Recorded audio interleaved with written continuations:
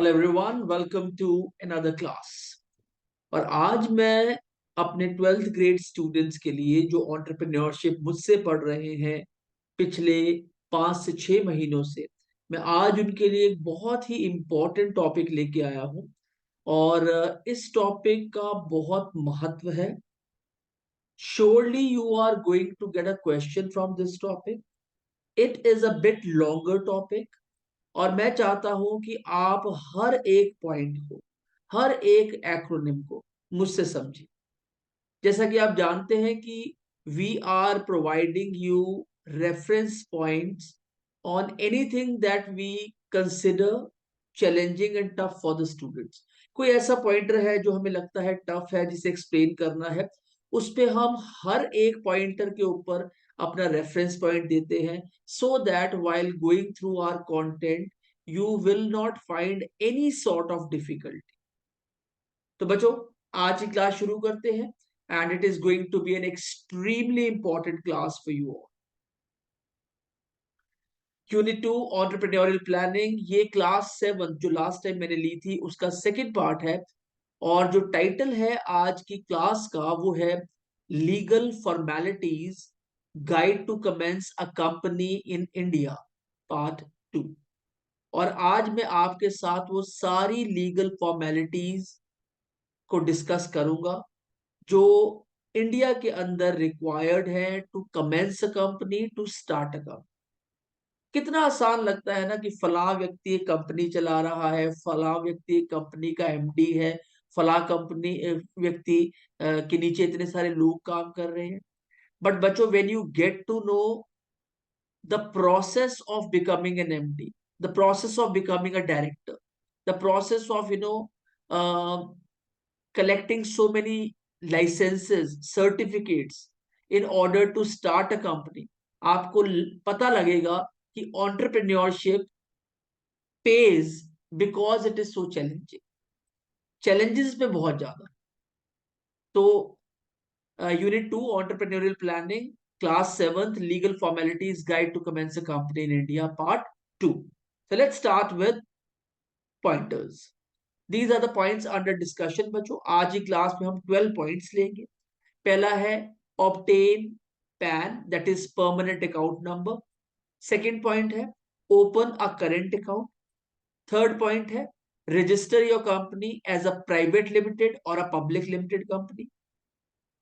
Register for service tax, register for VAT or sales tax, excise duty if applicable, custom duty, file entrepreneurship memorandum at DIC optional, apply for TAN, that is tax deduction and collection account number, permissions required at the construction stage, employees provident fund, and employee state insurance, that is ESI scheme.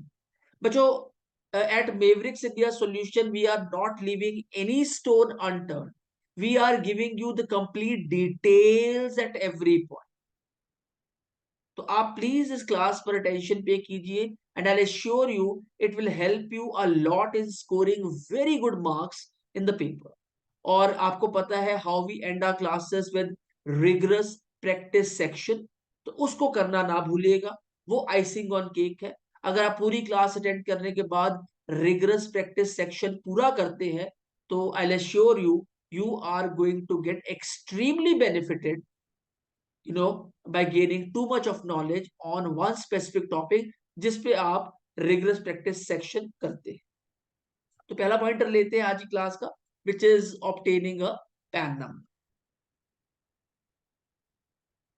Introduction पर बात कर लेते हैं बच्चों। A heavy responsibility rests on the entrepreneur in translating his idea into a working reality. Now this is something very very important and crucial. बहुत important है, बहुत ही crucial भी।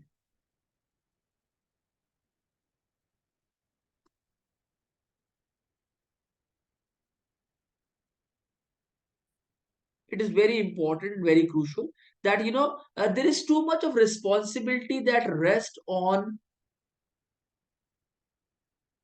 an entrepreneur in translating his idea into working reality. The sphere of activities done during this stage is very wide and encompassing. तो बहुत सारी activities, जैसे मैंने आपको कहा, तो इन सारी एक्टिविटीज पर आज हम बात करेंगे. I'll make you understand all these activities so that you people can get very good marks in the upcoming papers. First point, obtain PAN number from the income tax department. And what is PAN?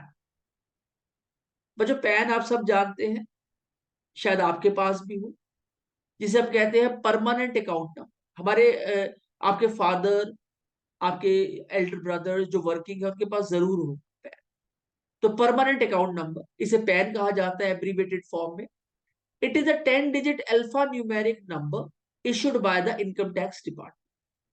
अब बच्चों, हो सकता है कि आप कोई business करते हो, आप सर्विस करते हो, तो परमानेंट अकाउंट नंबर का मतलब क्या है कि आप कहीं से भी कोई पेमेंट कलेक्ट करते हैं, कोई पेमेंट सबमिट करते हैं, तो वो अंडर आपके पैन नंबर के वो रिसीव होगी और वो आप सबमिट करेंगे. तो उससे होता क्या है कि आप एक स्कैनर में रहते हैं कि ये स्पेसिफिक नंबर ने इतना पैसा रिसीव किया और इतना पैसा सब डिपॉजिट किया.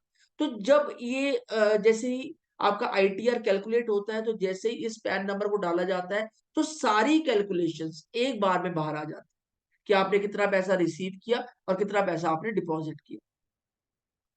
Second point, PAN enables the department to link all transactions of the person with the department. तो जितनी भी ट्रांजेक्शंस आप करेंगे, सबका लिंक पैन के साथ. तो अगर कोई ट्रांजेक्शन कैश में है, वो तो नहीं हो सकती, पर yes, any transaction you did और रिसीव्ड मनी और डिपॉजिटेड मनी, वो आपकी हमेशा स्कैनर में रहेगी, वो हमेशा एक्सेसिबल है. पैन का मतलब ये. Third point, these transaction includes tax payments. आप टैक्स पे करते हैं, आप टीडीएस जमा कराते हैं, आप टीसीएस जमा कराते हैं. टीडीएस की फुल फॉर्म है टैक्स डिडक्शन और डिडक्टेड एट सोर्स. टीसीएस की फुल फॉर्म है tax tax collection at source. मैं इसलिए बच्चों ये छोटी छोटी एक्रोनिम्स की फुल फॉर्म्स देता हूं, कहीं किसी बच्चे को ये नहीं पता, तो जब वो हमारी क्लासेस में आएगा और ये हमारे सेशंस अटेंड करेगा, तो उसे ये लगेगा that Mavericks India solution is taking care of each and every small detail that is needed to score good marks.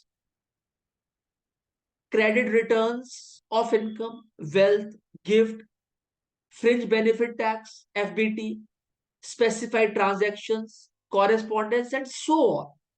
PAN does act as an identifier for the person with the tax department. तो जो number आपका है वो आपके नाम के आगे registered, तो पता चल जाएगा कि एबीसी और XYZ व्यक्ति ने ट्रांजैक्शंस करी है, और उसके बेस पे आपकी इनकम कैलकुलेट हो जाएगी और रिटर्न फाइल हो जाएगा. तो that is very very important.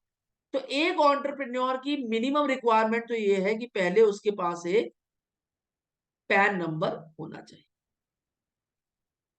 ये पॉइंट कंटिन्यूड है. It is mandatory to code PAN in all documents pertaining to financial transactions. Who must have PAN. जो भी आप ट्रांजैक्शन करें, पहले तो ये होता था कि 50,000 से ऊपर आप कोई भी पैसा डिपॉजिट कराते थे तो आपको पैन नंबर अनिवार्य होता था.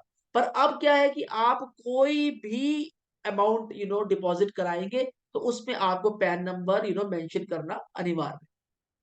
पहला पॉइंट लेता हूं. All existing assessees or taxpayers or persons who are required to furnish a return of income, जिन्हें अपनी इनकम का आईटीआर भरना होता है, even on behalf of others, किसी और के बिहाफ पर भी, they must obtain a PAN. PAN बहुत इंपॉर्टेंट, बहुत important. Any person carrying on any business और प्रोफेशन, ये बिजनेस के लिए भी एप्लीकेबल है और ये प्रोफेशन के लिए भी एप्लीकेबल, ये बिजनेसमैन के लिए भी applicable. Whose total sales turnover or gross receipts are or is likely to exceed 5 lakh rupees in any given year, उसके पास पैन होना अनिवार्य है. Any person who intends to enter financial transactions where quoting PAN is mandatory, pan जरूरी है. कोई आप financial transaction करते हैं, तो उसमें अगर पैन मेंशन है कि पैन नंबर आपको बताना पड़ेगा, तो आपके पास होना जरूरी है। इसमें कोई नुकसान नहीं, फायदा ही है व्यक्ति को। द असेसिंग ऑफिसर में अलॉट, जो असेसिंग ऑफिसर है आपका, वो अलॉट कर सकता है, being an entrepreneur, PAN to any person either on his or her own or on a specific request from such a person. तो असेसिंग ऑफिसर है जो पैन नंबर आपको मुहैया करवाते हैं आपकी डिमांड पर, या अगर आपकी ट्रांजैक्शन एक साल में अगर 5 लाख रुपए से ऊपर है तो आपको पैन नंबर होना आपके पास अनिवार्य है। आगे चलते हैं नेक्स्ट पॉइंट की तरफ, ओपन अ करेंट अकाउंट। अब देखिए बच्चों, दो टाइप के अकाउंट्स होते हैं, एक आपका सेविंग्स अकाउंट होता है और एक आपका करंट अकाउंट। मैं आपको समझा देता हूँ। अब if you are having savings account, तो आप उसमें अपना पैसा सेव कर सकते हैं और साल के हिसाब से हर महीने आपको आपका जो इंटरेस्ट है वो मिलता रहेगा। फॉर एग्जाम्पल आपके अकाउंट में 1 लाख रुपया पड़ा हुआ है, तो 6.5% के हिसाब से हर महीने उस 6.5% का साल के हिसाब से ब्रेकअप में आपका पैसा में आपको इंटरेस्ट मिलता रहेगा, वो आपके नाम पर खुले। For example my name is lucky Pushrat, तो सेविंग्स अकाउंट मेरे नाम पर खुले। बट अगर हम बात करते हैं करंट अकाउंट की, तो करंट अकाउंट में कोई भी आप इंटरेस्ट अर्न नहीं कर सकते, वो आपकी कंपनी के नाम पर खुले current account. For example if you talk about Mebrix India solution, तो हमारा जो करंट अकाउंट खुलेगा हमारी कंपनी के नाम पे खुलेगा। तो फिर हमें करना भी ये होगा, जो हमारी इनवॉइस कटेगी, जो भी हम बिल्स जनरेट करेंगे, वो भी कंपनी के नाम पर कटेगी। Are you getting it? तो जो करंट अकाउंट है वो कंपनी के नाम पे, और जो सेविंग्स अकाउंट है जो वो व्यक्ति के नाम पे। अब मैं आपको समझाता हूँ from your books text. Any person competent to contract and satisfactorily introduced to the bank may open an account. कोई भी व्यक्ति जो अपने आप को इंट्रोड्यूस कर सकता है वो बैंक में जाकर अपना अकाउंट खुलवा सकता है। He or she may not open more than one such account. वो एक से अधिक अकाउंट नहीं खोल सकता है। Accounts may be opened in the names of two or more persons and may be payable to. एक या दो, एक से अधिक लोगों के नाम पर ज्वाइंट अकाउंट भी खुल जाता है, जिसमें दोनों ट्रांजेक्शन्स कर सकते हैं। तो ये फैसिलिटीज लोगों को गिवन है। Accounts can be open for sole proprietorship firm, partnership firms, private limited and public limited companies, joint Hindu families, trusts, clubs, associates etcetera satisfactorily introduced to the bank and on fulfilling laid down procedures and tendering required credentials. अगर आपने current account खोलना है तो आपको एक proper procedure follow करना पड़ेगा, जो भी बैंक में क्रेडेंशियल्स आपको सबमिट करने वो करने पड़ेंगे। एक बार वो अप्रूव हो जाएंगे तो आपके नाम पर या आपकी कंपनी के नाम पर आपका करंट अकाउंट खोल दिया जाएगा।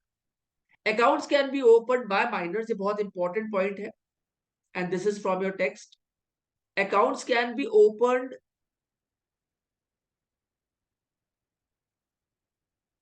by minors of 14 years and above if able to read and write in their sole names. तो जो भी माइनर्स 14 ईयर्स से अबव है या 14 ईयर्स के हैं तो उनके नाम पर अकाउंट खोला जा सकता है।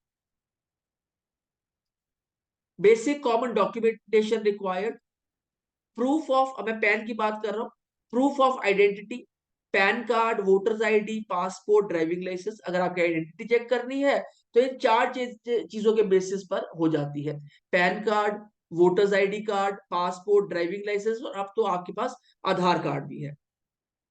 Proof of address, latest telephone bill, electricity bill और आधार कार्ड। पब्लिक और प्राइवेट लिमिटेड कंपनीज के लिए क्या क्या चाहिए,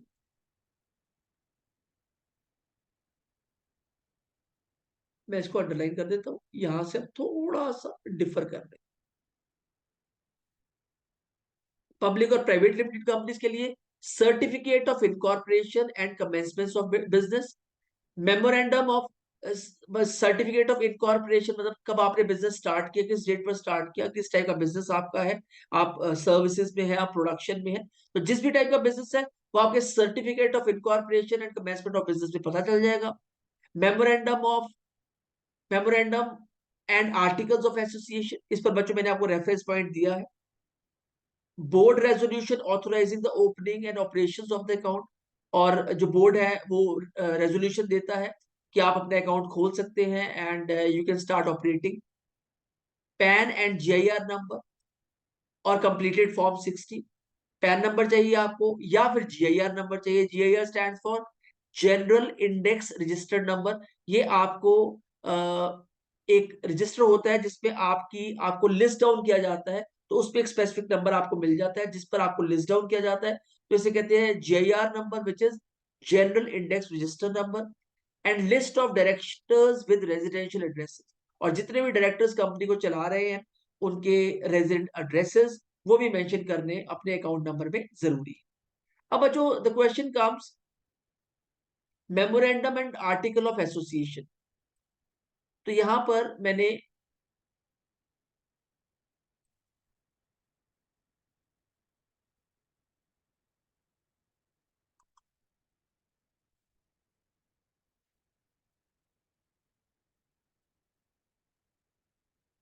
मैंने आपको रेफरेंस पॉइंट दिए हैं। Memorandum and article of association. Memorandum of association क्या है? A legal statement. Just a minute.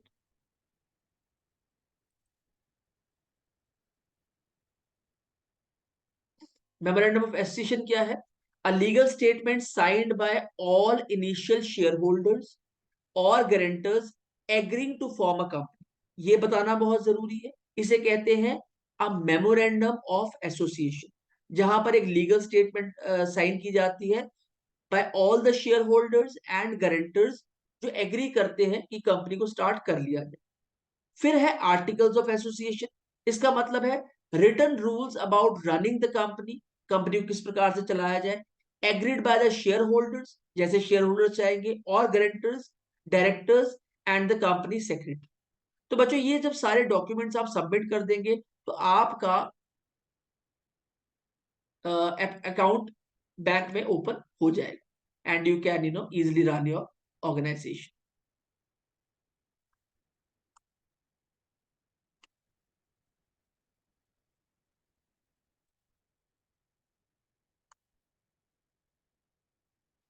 Register your company as a private limited company और अ पब्लिक लिमिटेड कंपनी। तो एक एंटरप्रेन्योर को अपनी कंपनी को या तो as a private limited company register कराना पड़ता है या फिर public limited company. The following steps are involved in incorporating a private और a public limited company in India. Following steps are required. पहला है बच्चों name of the business entity, that is easy. आपके बिजनेस का नाम क्या है ये पता होना बहुत जरूरी है। Register for e filing at ministry of corporate affairs. तो आपने जो भी डॉक्यूमेंट्स है ई फाइल करने हैं उसके लिए आपको अपने आप को पहले रजिस्टर करवाना पड़ेगा। कहां पर? एमसीए के पास। MCA stands for ministry of corporate affairs. कुछ भी ई फाइल करना है, कोई भी डॉक्यूमेंट आपको सबमिट करना है, आपको लिस्ट होना है कहां पर? मिनिस्ट्री ऑफ कॉर्पोरेट अफेयर्स के अंदर। अप्लाई फॉर डिन। डिन stand for directors identification number. अगर आपने डायरेक्टर, अब कुछ लोग हैं वो कंपनी स्टार्ट करते हैं तो उन्हें इस बात का नहीं इल्म होता या पता होता कि भाई आप पहले डायरेक्टर नहीं बन सकते। अगर आप सोल प्रोपराइटर है और आप अपना कोई कार्ड बनाते हैं तो आप फाउंडर लिख सकते हैं पर आप डायरेक्टर नहीं लिख सकते। डायरेक्टर लिखने के लिए आपको रजिस्टर होना जरूरी है मिनिस्ट्री ऑफ कॉर्पोरेट अफेयर्स के पास, और आपका डिन इशूड होना जरूरी है कि आपका डायरेक्टर आइडेंटिफिकेशन नंबर आपको मिल जाए, तो आप डायरेक्टर बन सकते हैं, otherwise you can not. Obtain digital signature certificate. DSC होता है बच्चों, डिजिटल सिग्नेचर्स है। अगर आपने आईटीआर फाइल करना है तो उसके लिए एक बार आपने डिजिटल सिग्नेचर्स अपने अप्लाई कर दिए, आपको मिल गए, तो उसके बाद आपका अकाउंटेंट आपका आईटीआर फाइल करेगा and he will use your digital signatures for that. Registers at DCA and MCA website. आप डीएससी और एमसीए वेबसाइट पर रजिस्टर हो सकते हैं, होना होना पड़ेगा आपको। Apply for approval of the name of the company. अब हो सकता है जो कंपनी आपने खोली हो वो पहले से कोई और चला रहा हो, तो आपको अप्रूवल मिलना बहुत जरूरी है कि ये फला कंपनी आप चला सकते हैं। नहीं तो अगर दो कंपनी एक सी चलेंगी तो it is going to result in a fiasco. तो एक नाम से दो कंपनीज नहीं चल सकती। फॉर्मुलेट मेमोरेंडम ऑफ एसोसिएशन में बता चुका हूँ, आर्टिकल ऑफ एसोसिएशन ये मैं बता चुका हूँ आपको। Verify stamp and sign article of association, stamp बनाइए और आर्टिकल ऑफ एसोसिएशन को साइन करिए सब लोग मिलके। Verify the various forms required for the incorporation of the company, और जितने भी फॉर्म्स रिक्वायर्ड हैं एक कंपनी को स्टार्ट करने के लिए उन्हें वेरीफाई कीजिए, जहां जहां उन्हें सबमिट कराना करिए, जो जो आपको सर्टिफिकेट्स लेने हैं वो लीजिए, और जितना अमाउंट देना आप दीजिए, इन ऑर्डर टू गेट दो सर्टिफिकेट्स। जो भी गवर्नमेंट का अमाउंट है वो आपको देना पड़ेगा in order to get those certificates, and get yourself registered. So initially, in order to start a company, you have to do all these, follow all these steps. Point number 4, register for service tax. देखिए बच्चों, आपकी book में ये pointer given है इसलिए मैं इसको ले रहा हूं, बट अदरवाइज जो सर्विस टैक्स है वो 2017 तक वैलिड था, उसके बाद से जीएसटी आ गया, गुड्स एंड सर्विस टैक्स। तो अब goods and service tax companies भी पे करती हैं, जो गुड्स प्रोड्यूस करती हैं गुड्स के लिए पे करती हैं, जो सर्विसेज प्रोड्यूस करती हैं वो सर्विसेज के लिए पे करती हैं, और आपके पैन नंबर के बेस पर आपको जीएसटी नंबर इशू हो जाता है, और again you can be identified separately as a company with specific PAN number, with specific GST number, and then you can, अब जैसे ट्रेनिंग्स करते हैं लोग, तो ट्रेनिंग्स में हम लोग 18% टैक्स देते हैं, हर 100 रुपए में से 18% टैक्स हम देते हैं। अब वो देखिए टैक्स कैसे लेते हैं मैं आपको बताया था। फॉर एग्जाम्पल हमने इनवॉइस काटा, फॉर एग्जाम्पल हमने इनवॉइस काटा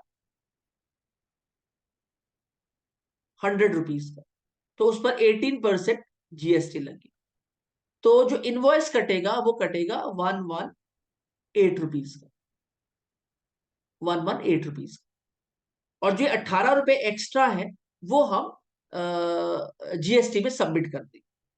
और जब वो कंपनी जिसने हमें वो 18 रुपए दिए हैं, जब वो अपना इनकम टैक्स फाइल करेंगे, then they will take it from the income tax department. तो this way service tax got finished in 2017, उससे पहले सर्विस टैक्स चलता। Fifth point, register for VAT, sales tax and value added tax. Value added tax है VAT, it stands for value added tax. अब 4 pointers हैं इसके ऊपर, I share them with you. बच्चों समझना बहुत जरूरी है, कई बार इस पर ना एक सेपरेट क्वेश्चन आ जाता है वैल्यू एडेड टैक्स के ऊपर। What is a value added tax? अब VAT is a multiple point destination based system of taxation with tax being levied on value addition at each stage of transaction in the production or distribution chain। तो value added tax का मतलब है कि जहां जहां पर कोई भी कमोडिटी में एड ऑन होगा उसके ऊपर टैक्स काटा जाए। मैं दोबारा पढ़ता हूं, विद टैक्स बीइंग, यहां से मैं पढ़ रहा हूं बच्चों, with tax being levied on value addition at each stage of transaction। जिस जिस स्टेज ऑफ ट्रांजैक्शन पर वैल्यू ऐड हुआ है वहां पर टैक्स पे करना पड़ेगा। The term value addition implies the increase in the value of the goods and services at each stage of production and transfer of goods and services. तो value का मतलब कीमत से नहीं है, उसकी यूसेज से। The term value addition implies the increase in value of the, for example एक गुड बहुत स्केर्सिटी में है और उसकी जरूरत बहुत ज्यादा है, तो उस पर वैट ज्यादा लगेगा, क्योंकि उसकी स्केर्सिटी है, वो बनता मुश्किल से है पर उसकी यूसेज बहुत ज्यादा है, इसका मतलब वो लोगों की लाइफ में ज्यादा वैल्यू ऐड कर रहा है, तो वैट उस पर ज्यादा लगे। VAT is the tax on the final consumption of the goods. ये गुड्स की फाइनल कंजम्पशन पे लगता है, क्योंकि ये तो नहीं किया जा सकता ना जहां जहां वैल्यू ऐड हो रही है वहां वहां का टैक्स चार्ज किया जाए, तो कैलकुलेट करके गुड की फाइनल सेल पर उसको ऐड कर दिया जाता है।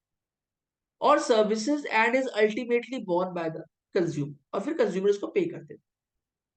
For identification registration of dealers under VAT, the tax payer identification number TIN जरूरी है, is used.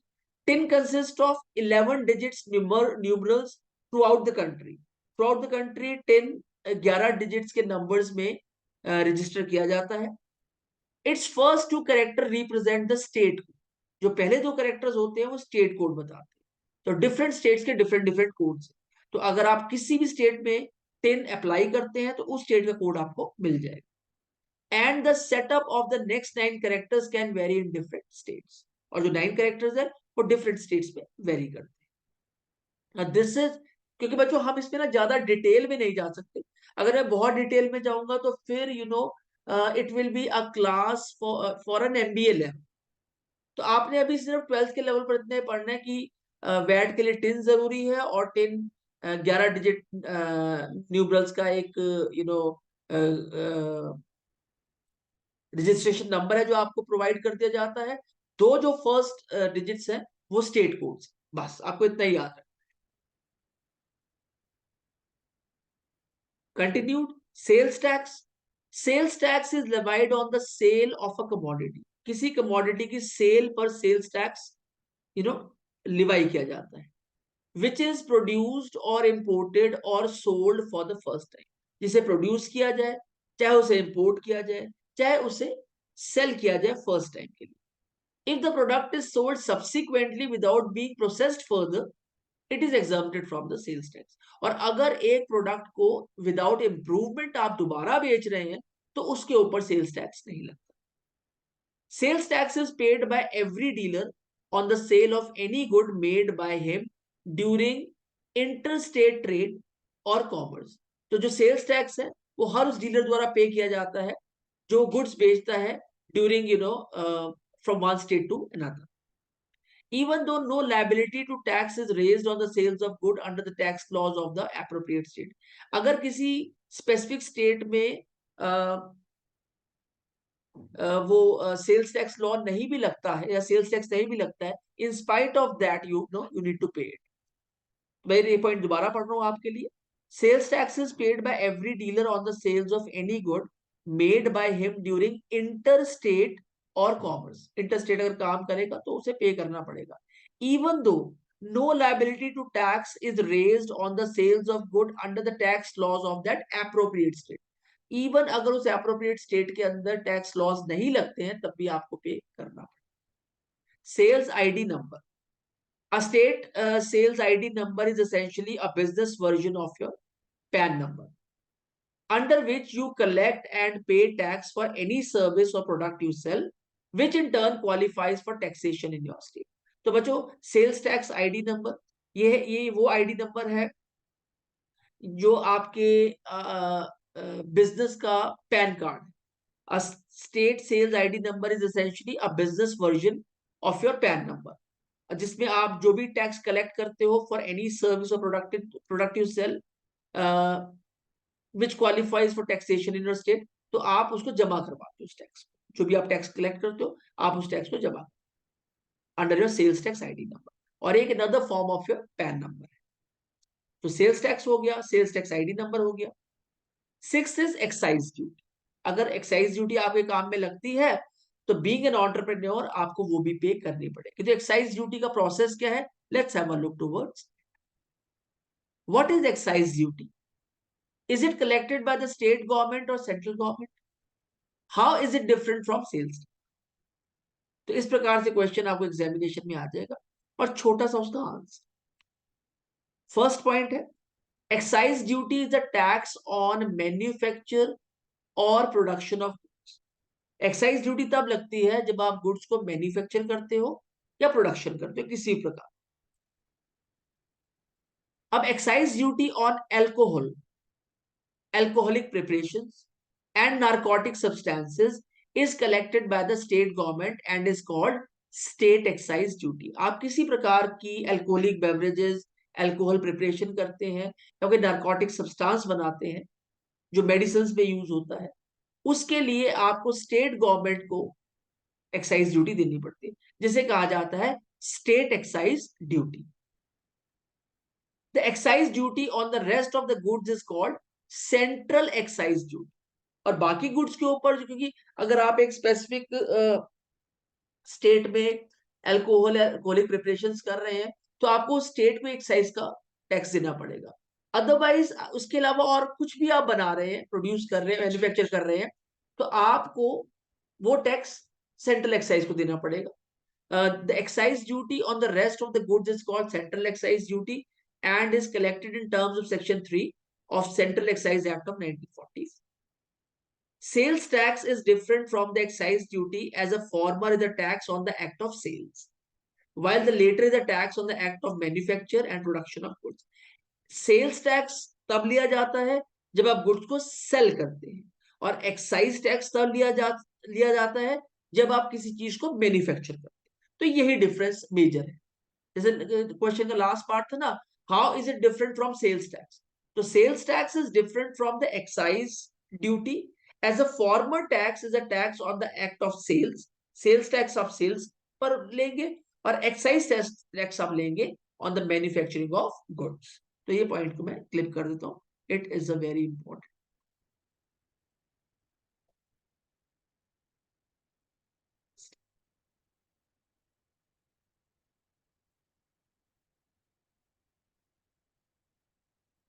Very important. Very important. Continue.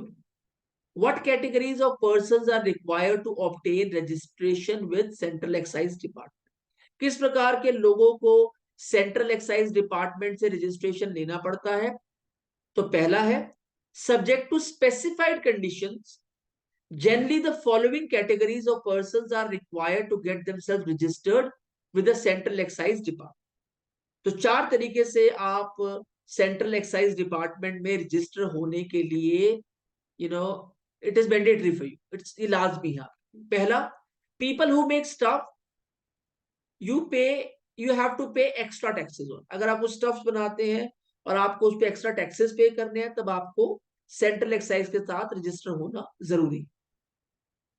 Second is people who sell things and bring them into the country and want to give you a receipt with taxes included.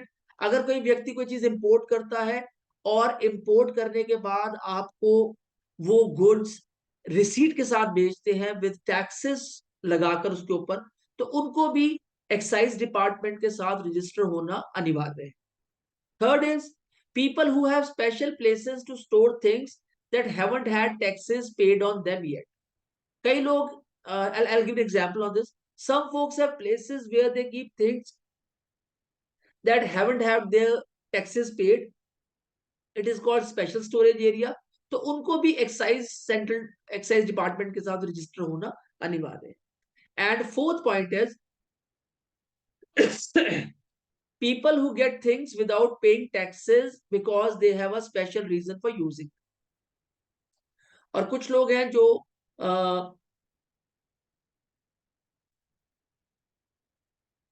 people they want to get things without paying taxes because they have special reason for using it. इसका मैं एक example देता हूं आपको.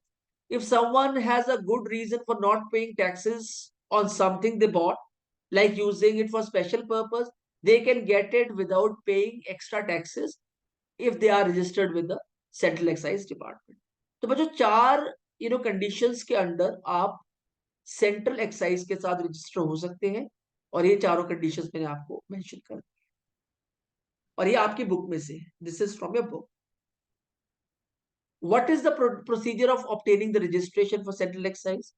Apply to the nearest Central Excise Division office in Form A1 along with a self-attested copy of PAN issued by the Income Tax Department.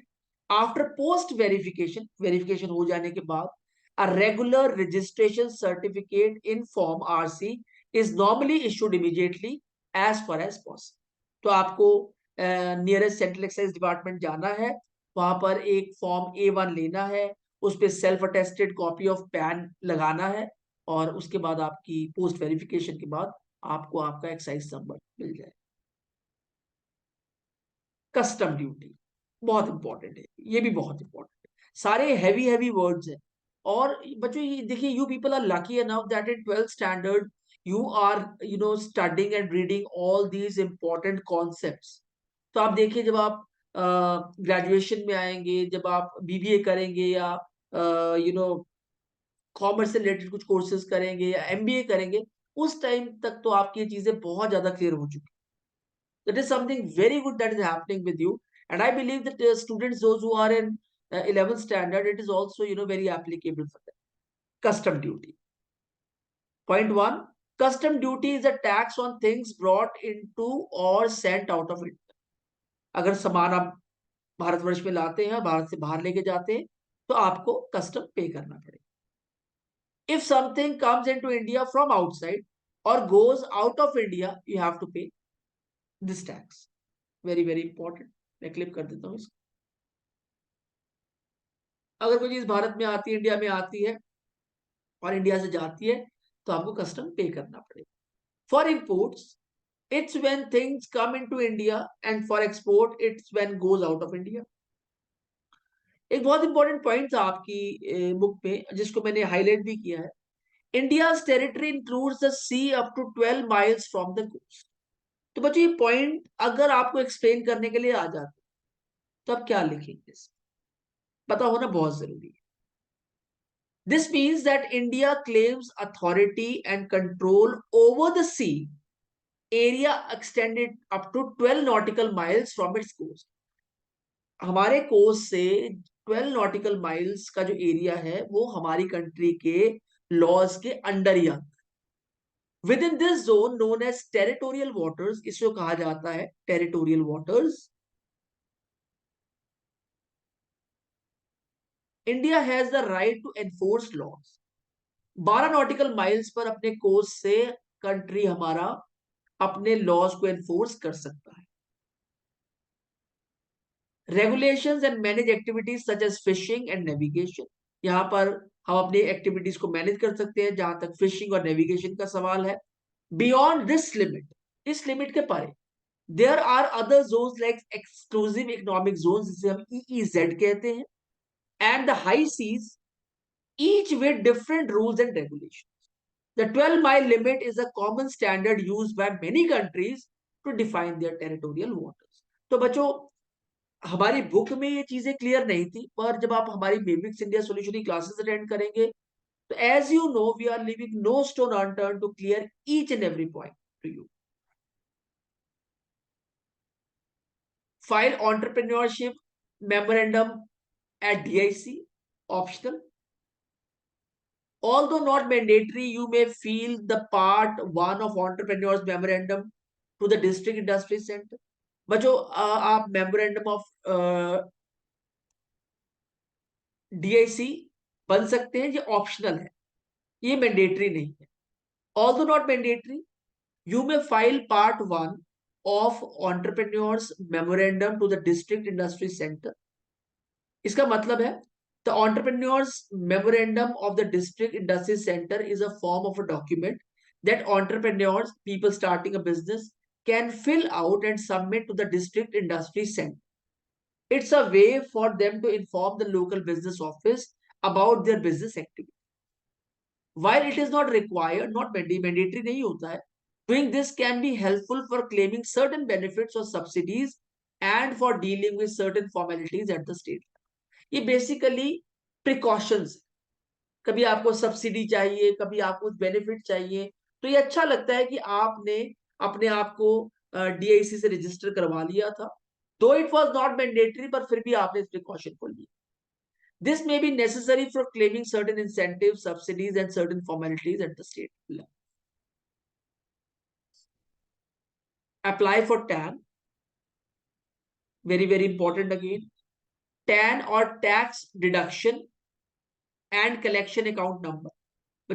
जो TAN है, stands for tax and tax deduction and collection account number. It's a 10 digit alpha numeric number. इसमें आपके alphabets भी होंगे और numerals भी होंगे। Alpha numeric is that required to be obtained by all the persons who are responsible for deducting the tax और collecting the tax। जो tax को डिडक्ट करते हैं और कलेक्ट करते हैं, ताकि वो टैक्स डिपार्टमेंट को सबमिट करा सके, तो इसके लिए टैन का होना बहुत जरूरी है। It is compulsory to quote TAN in TDS and TCS returning, including any ETDS and TCS return, any TDS or TCS payment चालान और TDS और TCS certificate। अब बच्चों, for example I visited one of the companies few months ago, और उन्होंने मुझे एक x amount, for example 8,000 rupees दिए। तो उन्होंने कहा जी आपका ना 1% टीसीएस डिडक्ट हो। तो मैंने कहा कोई बात नहीं। तो जो पेमेंट थी वो थी 8,000 रुपीज।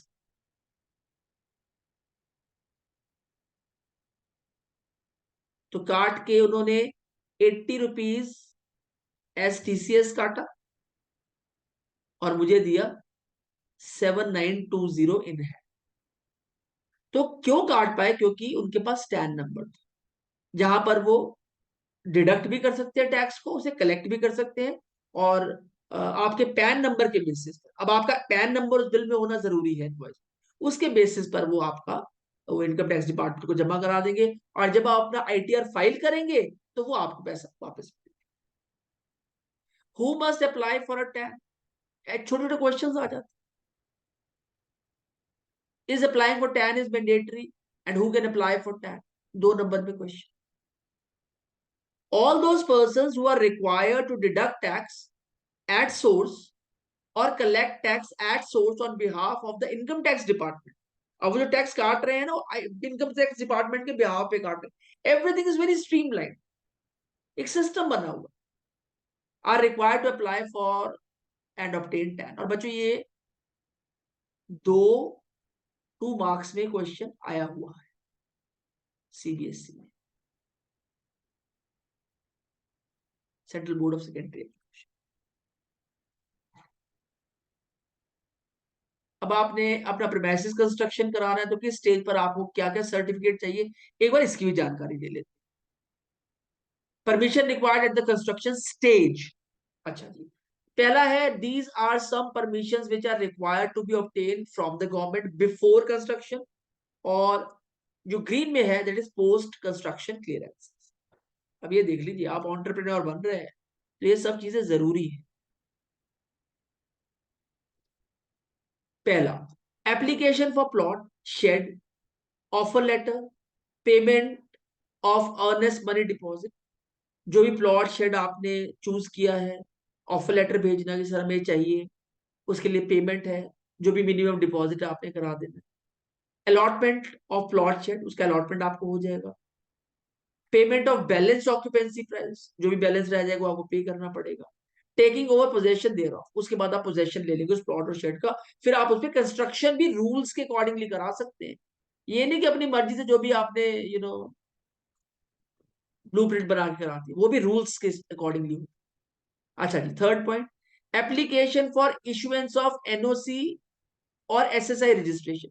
आपको एनओसी होगा, लेना होगा कि कोई ऑब्जेक्शन किसी डिपार्टमेंट को तो नहीं है। SSI stand for small scale industry registration. अब मैंने तो एक ब्लू मार्क दे रखा है, आपको पता है कि मेविक्स इंडिया सोल्यूशन हमेशा आपको जो ब्लू इंक से चीजें रेफर करता है वो रेफरेंस पॉइंट्स होते हैं हमारे। A voluntary process, SSI registration क्या है?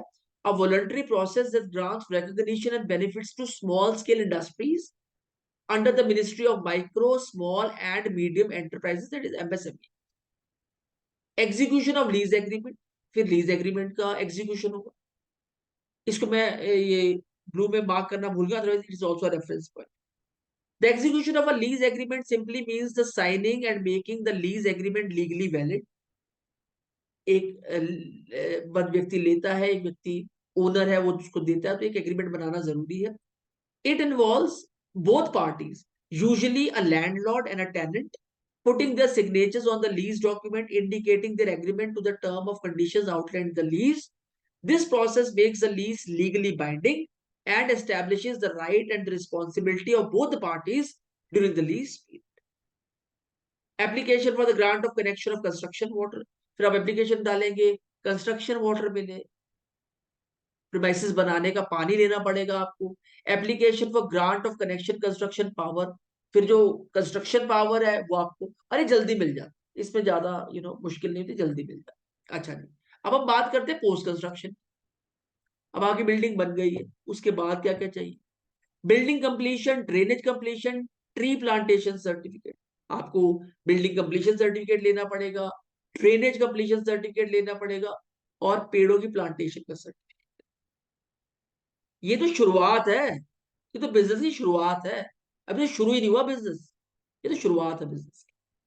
परमिशन फॉर मॉर्गेज, और कभी आपको मॉर्गेज कराना पड़े तो परमिशन लेनी पड़ेगी, आप ऐसे नहीं करा सकते। NOC for from pollution control board, final fire clearance, NOC for environment depart from environment department, industrial safety permit, sanction for permanent power, पहले आपने कंस्ट्रक्शन पावर ली थी, अब आपको परमानेंट पावर के लिए सैंक्शन लेना पड़ेगा, and sanction for permanent water and sewerage connection. तो ये सब जब आपके पास आ जाएगा तो आपके पास कंस्ट्रक्शन आपका पूरा माना जाएगा। 11 पॉइंट, ये सिंपल पॉइंट है। Employees provident fund, it is EPF, applicable for establishment employing 20 और more person and engaged in industry. किसी भी ऑफिस के अंदर 20 या 20 से अधिक लोग होते हैं, उन्हें एम्प्लॉइज का प्रोविडेंट फंड काटना अनिवार्य है, मैंडेटरी है। ESI employ state insurance scheme, इस पर मैंने जरा डिटेल में बात करी है। The act is applicable for non seasonal factories employing 10 और मोर पर्सन। तो नॉन सीजनल फैक्ट्रीज है, बहुत ज्यादा वहां काम नहीं होता है, पर वहां 10 से अधिक व्यक्ति हैं, तो उस फैक्ट्री को एम्प्लॉयर को खुद की तरफ से पैसा, एम्प्लॉयज की तरफ से पैसा डिडक्ट करना पड़ेगा, एक स्पेसिफिक अमाउंट, ताकि ईएसआई स्कीम अपने एम्प्लॉयज को दी जा सके या दे सके। The scheme has been extended to shops, hotels, restaurants, cinemas, including preview theaters, road motor transport undertakings, and newspaper establishment employing 20 or more persons. Keep the headers as it is, but make the language of the content very simple to understand. And whenever acronyms are given, add their full form as per the Indian Company Law. और इसकी details मैंने आपको next point पे दी है। ESI scheme क्या है बच्चों? The ESI scheme provides medical and cash benefits to employees and their dependents in case of sickness, maternity, disembowelment, or death due to employment injury. Under the ESI scheme, both the employer and the employee contribute a percentage of the employee's salary toward the ESI fund. Employer भी डालते हैं और employee भी डालते हैं 1% अपनी salary का towards ESI fund. In return, the covered employees and the family members are entitled to various benefits, including medical care, maternity benefits, disability benefits, and dependent benefits. The primary objective of the ESI scheme is to provide financial protection to employees in times of need, such as illness or injury, and to ensure access to employ of quality healthcare services. The scheme is applicable to certain categories of establishment and businesses, and it is mandatory for eligible employees to participate in the ESI program. So government is taking too much of measures in order to provide benefits to the employees and in turn to the employer. So बच्चों, under today's class we have talked about these 12 points, जहां पे हमने legal formalities को पूरा किया है एक company को इंडिया में स्टार्ट करने का। और उसके तहत क्या क्या आता है, आपको ऑब्टेन करना पड़ेगा एक परमानेंट अकाउंट नंबर, एक करंट अकाउंट खोलना पड़ेगा, अपनी कंपनी को रजिस्टर कराना पड़ेगा एज अ प्राइवेट और पब्लिक लिमिटेड कंपनी। देखिए इस पे हम बहुत डिटेल्स भी नहीं गए, आप ये देखिए कि एक एक pointer is of 100 page details, पर हमने इस पे एक ओवरव्यू लिया है कि अगर लीगल फॉर्मेलिटीज इंडिया में पूरी करनी है कंपनी को स्टार्ट करने के लिए, तो what are those steps, one by one steps. फिर रजिस्टर फॉर सर्विस टैक्स मैं आपको बता चुका हूँ कि 2017 में ये बंद हो चुका है, इसकी जगह जीएसटी आ चुका है। फिर registration of VAT, that is value added tax and sales tax, excise duty if applicable, custom duty अगर हम इंपोर्ट एक्सपोर्ट करते हैं तब, file entrepreneurship memorandum at DAC, ये मैंडेटरी नहीं है पर आप करते हो, फिर भी आपको उसके बेसिस पर आपको स्टेट लेवल पर सब्सिडीज मिलती है। Apply for tax deduction and collection account number, that is TAN, permission required at a construction stage, employ provident fund कैसे काटना है, कितने लोग हो तो एम्प्लॉयज प्रोविडेंट फंड कटना चाहिए, employ state insurance scheme, ESI scheme. मेरा तो दिल ये था कि मैं हर एक पॉइंट के ऊपर आपके साथ आधा आधा घंटा बात करता, आपको समझाता, पर we have a limitation in 12th standard, but when it come into BBA and MBA वहां पर ये लिमिटेशंस कम है, तब हम डिटेल में हर पॉइंट के ऊपर बात कर सकते हैं। तो बच्चों आज की क्लास में इतना ही, और रिगरस प्रैक्टिस सेक्शन पर काम करना नहीं भूलिएगा, that is given to you all. vocabulary from the session, and these are short 10 short question and answers from the topic. Each and every topic उनके आंसर्स हैं, 2 शीट्स में आंसर्स दे रखे हैं. Top 10 objective type questions along with answers. 10 questions है, उनके answers हैं. True and false from the session, उनके answers हैं. Fill in the blanks from the session और उनके आंसर्स. तो बच्चों, go through this class again and again. Tell it to your friends, those who are preparing for entrepreneurship and they are not finding anybody, who is providing them free classes, absolutely free classes. And soon we are going to provide you the links where you can, access the content as well. तो जल्दी हम provide करेंगे उन links को. तो बच्चों, आज class में इतना ही. Until we meet next time, bye bye for now. God bless you all. Take care. Keep studying, keep evolving, and keep performing.